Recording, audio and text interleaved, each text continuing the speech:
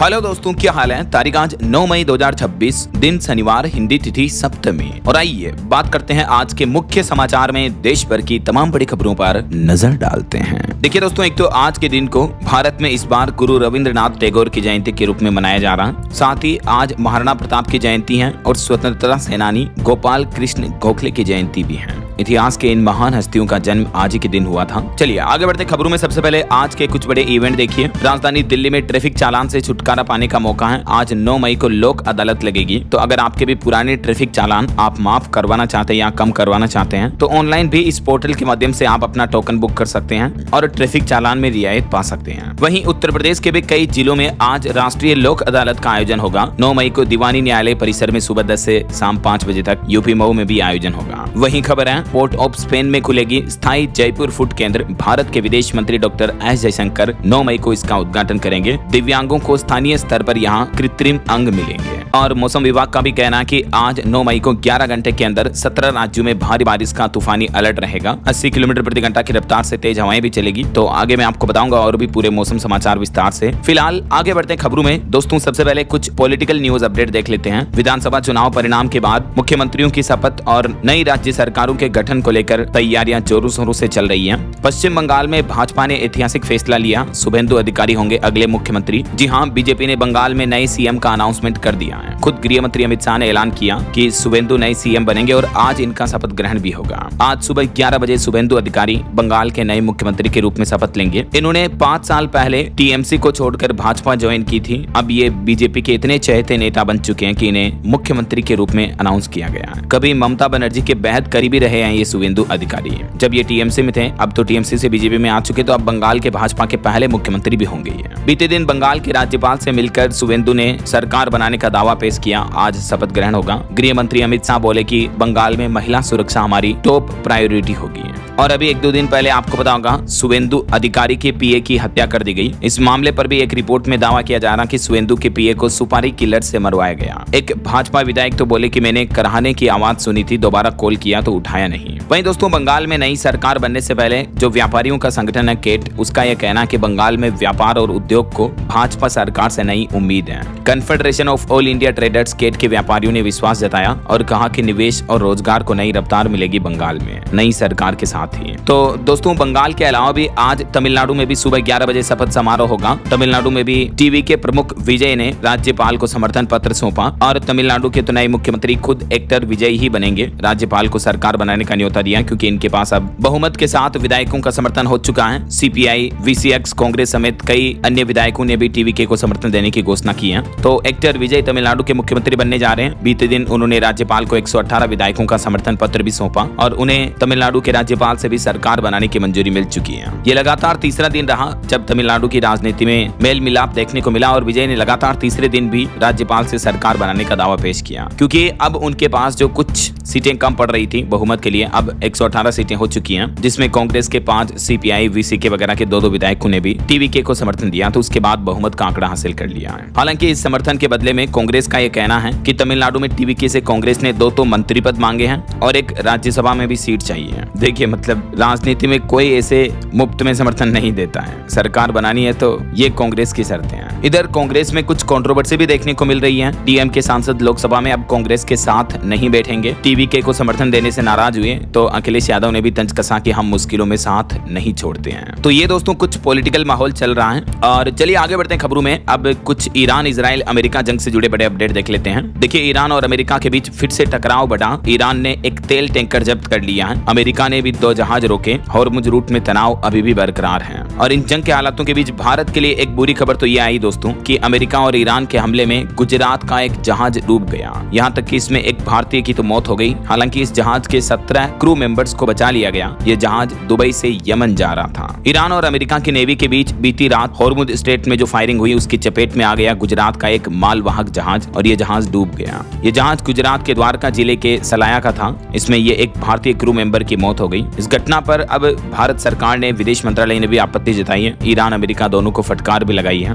वहीं इधर यूएई ने एक बड़ा दावा किया, कहा कि ईरान ने मिसाइल और ड्रोन दागे हम पर तो हमने हवा में ही मार गिराया डिफेंस सिस्टम से। इस घटना में 3 लोग घायल हो गए। अमेरिका ने फिर से ईरान पर बमबारी भी शुरू कर दी है। तो कहीं न कहीं देखा जाए तो ईरान अमेरिका इजराइल की जंग रुकने की बजाय अब दिनों दिन और बढ़ती नजर आ रही है। होर्मुज जल डमरू मध्य रूट पर भी हालात फिर से तनावपूर्ण हुए। दोनों पक्षों के बीच गोलीबारी के बाद भी हालांकि ट्रंप का तो ये कहना है कि युद्ध विराम बरकरार है, लेकिन ट्रंप ने यह भी कहा कि ईरान ने हमारे साथ खिलवाड़ किया, तो इस वजह से ट्रंप ने ईरान पर हमले करना भी शुरू कर दिया है। ट्रंप का कहना कि ईरान पर हमला सिर्फ प्यार की थपकी है। तेहरान पर सैन्य कार्रवाई के बाद भी डोनाल्ड ट्रंप का यह बयान देखने को मिला। बोले कि युद्ध विराम अब भी लागू है, लेकिन ट्रंप ने ईरान पर बमबारी वापस शुरू कर दी है, क्योंकि यूएई पर भी फिर से मिसाइल अटैक और ड्रोन से हमला हुआ, तो ईरान युद्ध को लेकर लागू संघर्ष विराम सीज फायर पर भी सवाल उठने लगे हैं। हालांकि युद्ध विराम के बीच इधर इजराइल और लेबनान के हमले भी फिर से बढ़े। लेबनान के एक गांव को तो खाली करने का आदेश जारी हो चुका है। युद्ध विराम का उल्लंघन लगातार देखने को मिल रहा है यहाँ। चलिए दोस्तों, युद्ध की खबरों के बाद आगे बढ़ते हैं खबरों में। देखिए आप अगला अपडेट। भारत के साथ बातचीत से सीमा विवाद सुलझाने के लिए तैयार हुआ नेपाल। लीपू लेक पर फिर से अपना दावा किया था, तो उसके बाद अब नेपाल का कहना कि बातचीत करके समझौता करें ऐसा। वहीं देखिए केंद्र सरकार का नया प्लान। अब हमारे देश में माता पिता खुद तय करेंगे अब स्कूल का बजट और विकास, खुद बनाएंगे 3 साल का मास्टर प्लान। केंद्र सरकार के 15 लाख स्कूलों में ये महत्वपूर्ण बदलाव लागू होने जा रहा है। केंद्र सरकार ने सरकारी स्कूलों की व्यवस्था में परिवर्तन करते हुए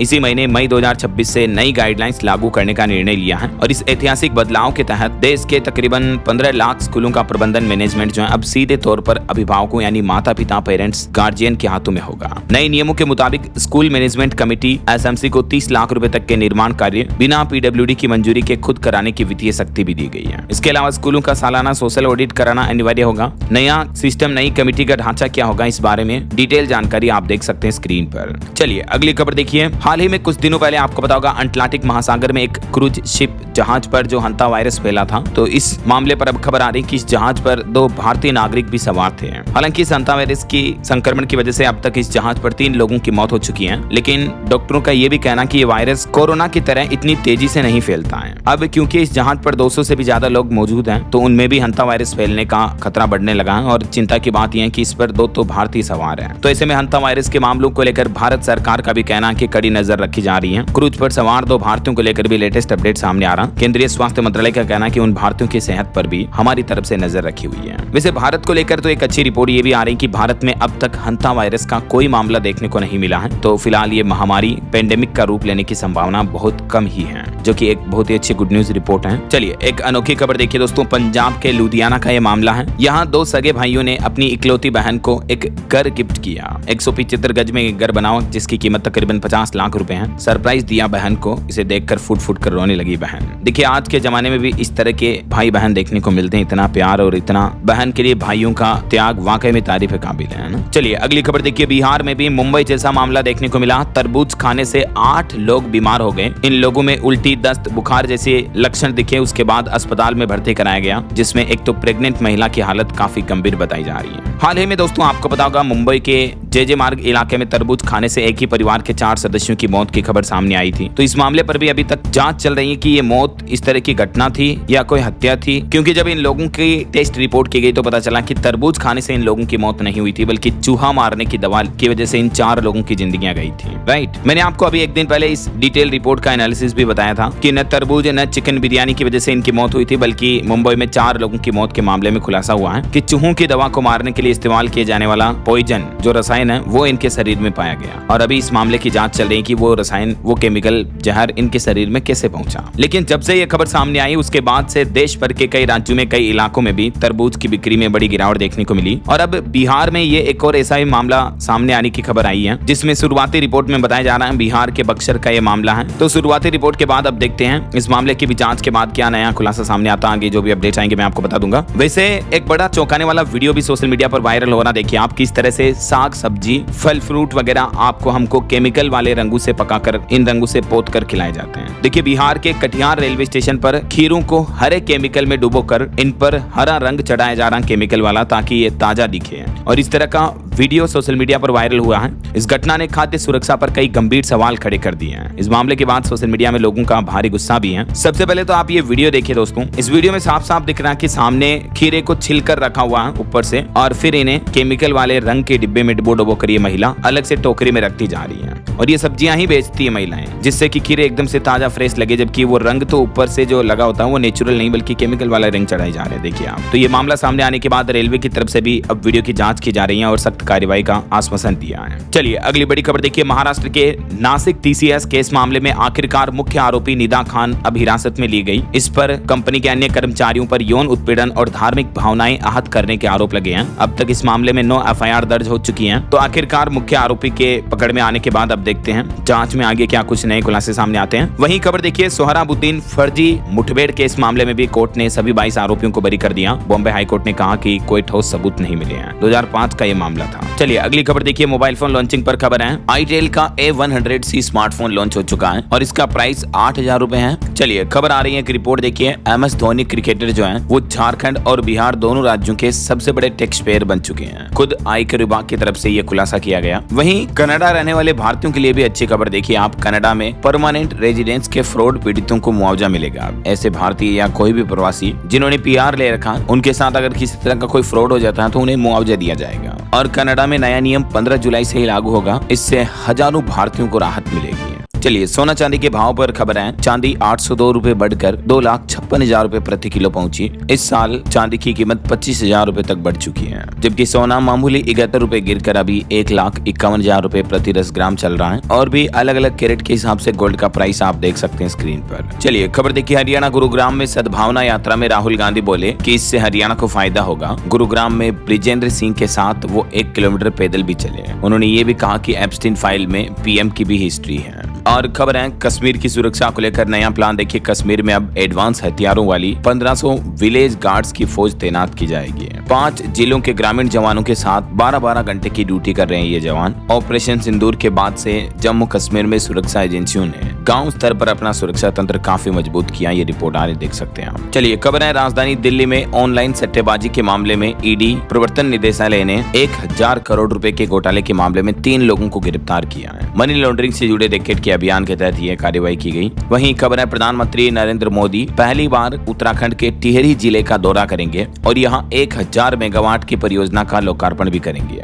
रिपोर्ट के मुताबिक इसी महीने मई के अंत में या जून फर्स्ट में टिहरी आ सकते हैं PM मोदी ऐसा। और अगली बड़ी खबर देखिए। चीन ने पहली बार माना कि ऑपरेशन सिंदूर के दौरान हमने पाकिस्तान को मदद की थी। अभी हाल ही में ऑपरेशन सिंदूर की पहली वर्षगांठ के मौके पर चाइना की तरफ से खुलासा सामने आ रहा। साउथ चाइना मॉर्निंग पोस्ट की रिपोर्ट के मुताबिक चीन के सरकारी चैनल CCTV पर एक इंटरव्यू में चीनी इंजीनियर जांग हेंग ने यह बात कही है। उन्होंने ये भी बताया कि वे पाकिस्तान में ही रहकर पाकिस्तान को तकनीकी मदद दे रहे थे जब भारत पाकिस्तान के बीच जंग चल रही थी ऑपरेशन सिंदूर के दौरान। जबकि इससे पहले चाइना ने खुद ये नहीं कहा कि हमने पाकिस्तान को मदद की थी। ये तो अब चीन के एक इंजीनियर का कबूलनामा देखने को मिल रहा। देखिए आप, पाकिस्तान की नापाक साजिशों में चाइना ने भी साथ दिया था। हालांकि ऑपरेशन सिंदूर पर एक रिपोर्ट देखिए कि भारत के एयर ऑपरेशन के सामने कमजोर साबित हुआ पाकिस्तान का रक्षा नेटवर्क भी। इसको लेकर भी ये इंटरनेशनल रिपोर्ट सामने आ रही है। बहरहाल अभी तो अपन कुछ और महत्वपूर्ण और काम की खबरें देखेंगे दोस्तों, लेकिन फिलहाल वक्त तो चला है आज के ताजा मौसम समाचार जानने का।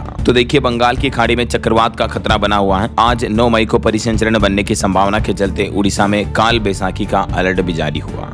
और वैसे तो आजकल देश के कई राज्यों में बारिश, ओलावृष्टि, आंधी तूफान का कहर देखने को मिल रहा है। इस वजह से मध्य प्रदेश, उत्तर प्रदेश में भी देखिए आंधी बारिश से तापमान 10 डिग्री तक घटा है। राजस्थान के जैसलमेर में पारा 45 डिग्री के पार चल रहा है। नांदेड़ में दोपहर में कोचिंग सेंटर भी बंद रखने के आदेश दिए हैं। चलिए कुछ अलग अलग राज्यों की मौसमी स्थितियां देखते हैं। सबसे पहले बात करें राजस्थान की, तो टोंक जिले में बारिश हुई बीते दिन। 6 जिलों में आंधी बारिश का अलर्ट है आज भी। और जैसलमेर सबसे गर्म रहा, हीट वेव की भी चेतावनी है। इधर मध्य प्रदेश के भी 20 जिलों में आंधी बारिश का अलर्ट है। रतलाम में पारा 43 डिग्री के पार चल रहा है। भोपाल, विदिशा में धूल भरी आंधी भी चल सकती है। वहीं उत्तर प्रदेश के मऊ में भी देखिए ओले गिरे। आगरा और जालौन में तेज बारिश हुई। सड़कों पर भरा पानी। यूपी में आज 17 जिलों में आंधी तूफान का भी अलर्ट है। छत्तीसगढ़ में भी रायपुर में आंधी बारिश हुई। 50 किलोमीटर प्रति घंटा की रफ्तार से हवाएं चलेगी। हालांकि अब तापमान 4 डिग्री तक बढ़ने की संभावना है। और बात करें बिहार की, तो राजधानी पटना समेत 7 जिलों में तेज आंधी बारिश, ओले गिरे। कई जगहों पर पेड़ टूट गए जिससे कई व्यक्तियों की मौत हो गई। एक जगह पेट्रोल पंप की दीवार ढह गई। वैशाली में बिजली गिरने से भी 2 लोगों की मौतें हो गई।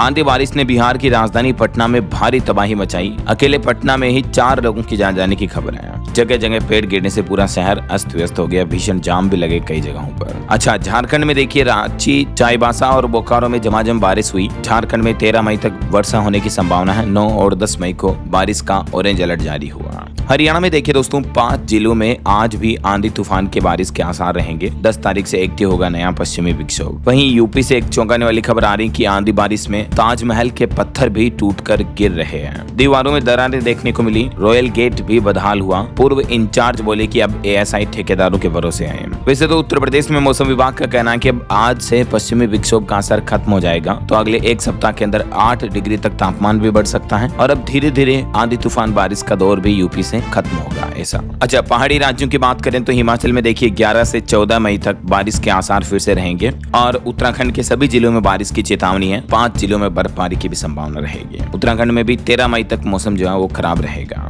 बाकी अगले 2 दिन दोस्तों, आज 9 मई और कल 10 मई को देश के अलग अलग राज्यों में मौसम के हाल क्या रह सकते हैं देख सकते हैं आप स्क्रीन पर। ओके, और चलिए मौसम अपडेट के बाद आगे बढ़ते खबरों में कुछ मार्केट अपडेट्स पर नजर डाल लेते हैं। तो देखिए, बीते दिन भी भारतीय शेयर बाजार में गिरावट देखने को मिली। सेंसेक्स 516 अंक गिरकर 77,328 पर बंद हुआ। निफ्टी भी 150 अंक नीचे 24,176 पर आया। भारतीय स्टेट बैंक एसबीआई का मुनाफा 5.5% बढ़कर 19,684 करोड़ रहा और टाटा ट्रस्ट की अहम बैठक 16 मई तक चल चुकी है।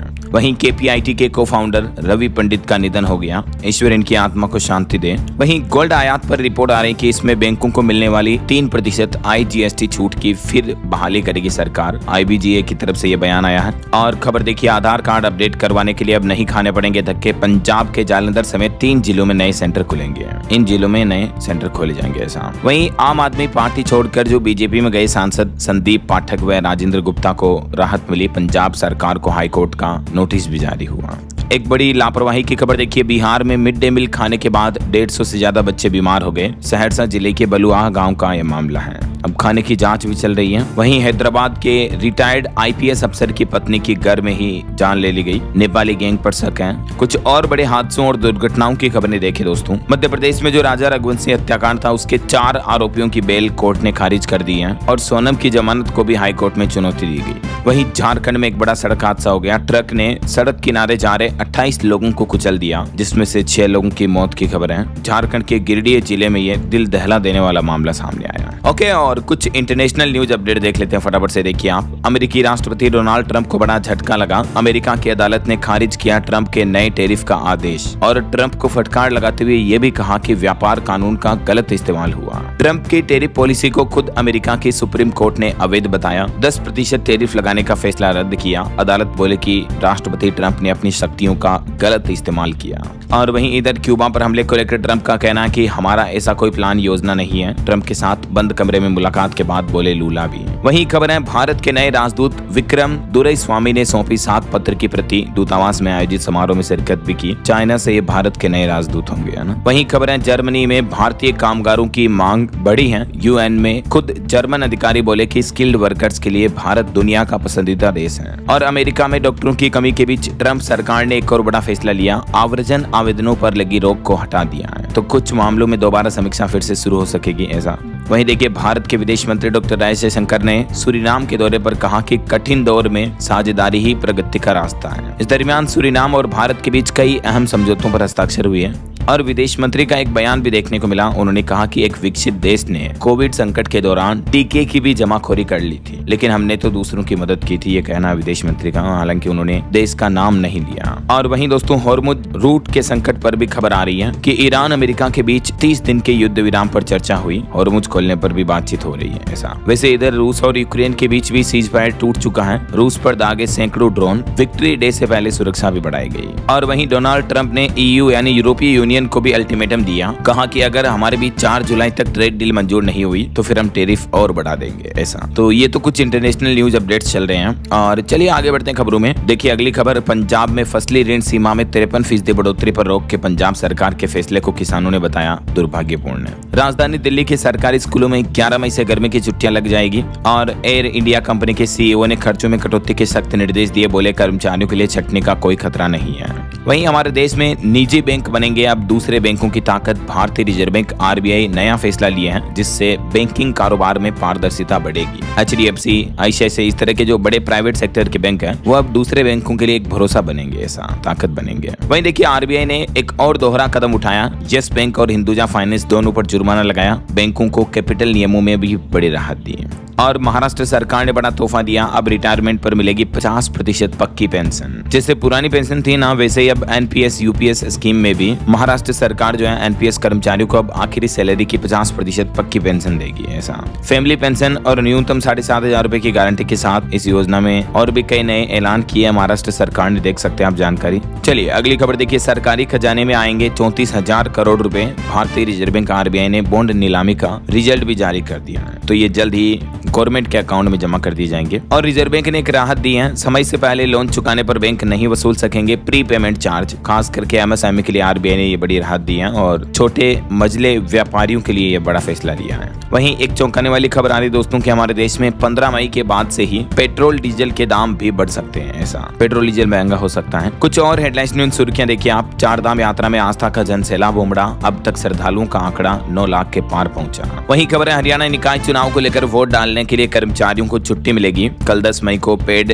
हॉलीडे का भी ऐलान किया है सरकार ने। और महंगाई पर तो एक और बड़ी खबर देखिए, रसोई के बजट पर भी महंगाई की मार दिख रही है। टमाटर और एलपीजी ने भी बिगाड़ा स्वाद। अप्रैल में 2% तक आपके घर की खाने की थाली महंगी हुई है। ऐसा चलिए खबर है उत्तर प्रदेश में स्मार्ट प्रीपेड मीटर की व्यवस्था खत्म हुई। अब व्हाट्सएप पर भी आपको बिजली का बिल मिल पाएगा। वहीं खबर है यूपी में 31 डॉक्टरों पर गिरी गाज, 5 डॉक्टर बर्खास्त किए जाएंगे। प्राइवेट प्रैक्टिस और अवैध वसूली पर यूपी सरकार ने बड़ा एक्शन लिया। खास करके ऐसे डॉक्टर जो अस्पतालों से गायब रहते हैं, टाइम पर ड्यूटी पर नहीं आते हैं, उनके खिलाफ भी सख्त एक्शन होगा। बिहार के डिप्टी सीएम की तरफ से ये सख्त हिदायत दी गई है। चलिए खबर है हजारों यात्रियों के लिए गुड न्यूज। दिल्ली फरीदाबाद के बीच चलेगी नई मेमू ट्रेन, खुद रेल मंत्री ने मंजूरी दी है, ये ट्रेन चलेगी। और यूपी रेरा ने बड़ा फैसला लिया, बिल्डरों की मनमानी पर रोक लगेगी। अवैध ट्रांसफर शुल्क के खिलाफ ऑनलाइन शिकायतें शुरू कर दी हैं और इसके लिए पोर्टल भी शुरू हो चुका है बाकायदा। वहीं खबर है पश्चिम बंगाल की जीत को गुजरात मंत्री ने बताया दूसरी आजादी। पीएम मोदी के सोमनाथ दौरे की तैयारियां भी तेज हुई। महाराष्ट्र के नासिक टीसीएस मामले के बाद अब महाराष्ट्र सरकार और सख्त हुई। सभी कंपनियों के कार्यस्थलों पर पोश कानून के कड़े पालन करने के निर्देश भी दिए। पोश जो एक पोक्सो की ही तरह महिलाओं की सुरक्षा सुनिश्चित करने वाला यौन उत्पीड़न की रोकथाम वाला कानून है, तो ये सख्ती से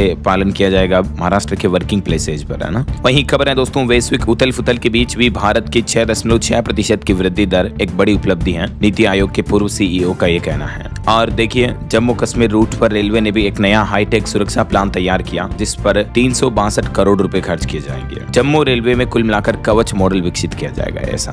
और खबर है राजस्थान के सबसे बड़े रोपवे प्रोजेक्ट पर हाईकोर्ट ने रोक लगा दी है। आमेर, जयगढ़, नाहरगढ़ किलों को दिखाने की योजना है। चलिए कुछ और स्टेट न्यूज अपडेट देखते हैं फटाफट से। देखिए हार्ट अटैक पर एक बड़ी चौंकाने वाली खबर आ रही। देखिए आप राजस्थान के दौसा का यह मामला है। मात्र 14 साल के बच्चे की हार्ट अटैक से मौत हो गई यार, हद होती है। अब तो 14 साल में बच्चे की उम्र ही कितनी होती है। ये बैठा था बस पानी पीने के लिए उठा था, तभी अचानक जमीन पर गिर पड़ गया। दौसा के महवा के समलेटी गांव की यह घटना है। परिजनों का रो रो कर बुरा हाल है, लेकिन कहीं न कहीं देखा जाए तो आजकल की जो लाइफस्टाइल खान पान की चीजें हैं, इस वजह से दिनों दिन छोटे बच्चों में भी इस तरह की घटनाएं बढ़ रही हैं, राइट। वहीं खबर है मध्य प्रदेश में 25-26 मई को काम नहीं करेंगे बैंक कर्मी। एसबीआई कर्मचारियों ने हड़ताल की चेतावनी दी। छत्तीसगढ़ में निकाय पंचायत चुनाव की घोषणा हो चुकी है। 1 जून को वोटिंग होगी, 4 जून को नतीजे आएंगे। और छत्तीसगढ़ में जमीन मकान प्लॉट की रजिस्ट्री के साथ ही अब नामांतरण ऑटोमेटिकली शुरू हो जाएगा। जमीन के रिकॉर्ड 100% ऑनलाइन होंगे, तो इससे रिकॉर्ड से छेड़छाड़ या बदलाव पर आपके फोन पर एसएमएस भी आएगा ऐसा। चलिए बड़ी खबर देखिए, उत्तर प्रदेश में अब बच्चों से अपराध पर एनकाउंटर बढ़ रहे हैं। पिछले 1 महीने में 3 अपराधियों को ढेर किया जिन्होंने बच्चों के साथ घिनौनी हरकतें की थी। वहीं खबर है हरियाणा के सरकारी कॉलेजों में नए कोर्स शुरू हुए हैं। 20 से कम स्टूडेंट हैं तो बंद किए जाएंगे ऐसे कॉलेजों को। और हरियाणा में पिछले 30 दिन में लगभग 11,000 नए टीबी मरीज मिले हैं। फेज 2 की रिपोर्ट जारी हुई जिसमें चौंकाने वाला खुलासा आ रहा है। वहीं हरियाणा सरकार ने आउटसोर्स कर्मचारियों को भी राहत दी है। आउटसोर्सिंग पॉलिसी पार्ट 2 कर्मचारियों की अनुबंध अवधि बढ़ाई गई, 3 महीने का विस्तार मिला। ये देख सकते हैं आप हरियाणा सरकार द्वारा जारी इस बारे में नोटिस भी। और खबर देखिए हाल ही में जो कुछ दिनों पहले पहले एक ब्लिंकिट डिलीवरी बॉय का ज़ॉम्बी की तरह खड़े रहने का वीडियो वायरल हुआ था। तो इस पर चंडीगढ़ की एसएसपी ने खुलासा किया। वो बोले कि ये मोहाली डिलीवरी देने गया था, तभी इसने रास्ते से हेरोइन खरीदी और फिर उसको नशा करने के बाद 2.5 घंटे तक बुत बनकर खड़ा रहा है, मतलब ज़ॉम्बी की तरह। वहीं खबर है पंजाब में भी 10वीं 12वीं के रिजल्ट की तारीखें घोषित हो चुकी हैं। 11 मई और 13 मई को रिजल्ट जारी किए जाएंगे। और देखिए हिमाचल प्रदेश में पहले ही दिन 16,891 लोगों ने नॉमिनेशन भरा। ढोल नगाड़ों के साथ पहुंचे कई दावेदार। और उत्तराखंड केदारनाथ धाम में 50 बेड के नए अस्पताल का उद्घाटन किया मुख्यमंत्री पुष्कर सिंह धामी ने। वहीं उत्तराखंड में अपराध पर भी एक रिपोर्ट आ रही है कि बच्चों के खिलाफ अपराध बढ़े हैं। उत्तराखंड में एनसीआरबी रिपोर्ट में 2024 में करीब 21% की बढ़ोतरी हुई है। वैसे हमारे पूरे देश के क्राइम पर भी एक रिपोर्ट सामने आ रही। देखिए आप कि देश भर में पिछले 70 सालों में 20 लाख लोगों का अपहरण हुआ, किडनैपिंग हुई है, जिसमें हैरानी की बात यह है कि 11 लाख लोगों की किडनैपिंग पिछले एक दशक 10 सालों में ही हुई है। क्योंकि जैसे जैसे टेक्नोलॉजी, गाड़ी, व्हीकल वगैरह बढ़े, इस तरह के केस भी बढ़े हैं। एनसीआरबी अपराधों में अपहरण के केस की हिस्सेदारी भी 3 गुना तक बढ़ी है। ये आधिकारिक आंकड़ों के विश्लेषण का डेटा भी आप देख सकते हैं। और देश की राजधानी दिल्ली में भी महिलाओं और बुजुर्गों के खिलाफ सबसे ज्यादा अपराध बढ़े हैं। ये अलग अलग स्टेट्स के डेटा रहे हैं ना। ओके, और अंत में कुछ एजुकेशनल अपडेट्स देख लेते हैं। देखिए आप आज की कुछ सरकारी नौकरियां। झारखंड में 611 पदों पर भर्ती का नोटिफिकेशन जारी हुआ। यूपीपीएससी ने भी 182 पदों पर वैकेंसी निकाली और कोल इंडिया में 276 ओपनिंग्स चल रही है। वहीं बिहार से बड़ी खबर देखिए, सम्राट सरकार में पहला लाठीचार्ज हुआ। टीआरई 4 कैंडिडेट्स को दौड़ा कर पीटने का आरोप है। लाठीचार्ज करके इन कैंडिडेट्स को खदेड़ दिया पुलिस ने, कुल मिलाकर ऐसा। ओके, और अंत में खेल समाचार पर खबर देखिए दोस्तों। आईपीएल क्रिकेट में बीते मैच में कोलकाता की लगातार चौथी जीत हुई, दिल्ली को 8 विकेट से हराया। और अंत में आज के राशिफल पर नजर डाल लेते हैं। तो देखिए मेष राशि वालों को रुका पैसा और सिंह राशि के लोगों को नौकरी में उपलब्धि के योग बन रहे हैं। और भी कुछ अलग अलग राशियों का राशिफल आप देख सकते हैं स्क्रीन पर। और हाँ दोस्तों, आज मैं आपसे कोई क्वेश्चन नहीं पूछने वाला हूँ, बस कमेंट करके आप ये बता दीजिए कि आप कौन से राज्य में, कौन से जिले में रहते हैं, ताकि मैं आपके राज्य के समाचार भी आपके मोबाइल तक पहुंचा पाऊंगा। ओके, और बाकी इस वीडियो को लाइक और शेयर करना, DLS न्यूज चैनल को सब्सक्राइब करके बेल आइकन जरूर दबा देना, रोजाना ऐसी इन्फॉर्मेटिव जानकारियां, महत्वपूर्ण समाचार देखते रहने के लिए। ओके, ख्याल रखिएगा अपने आप का, अपने परिवार का। मिलेंगे अगले नेक्स्ट अपडेट में, तब तक के लिए जय हिंद, जय भारत, वंदे मातरम।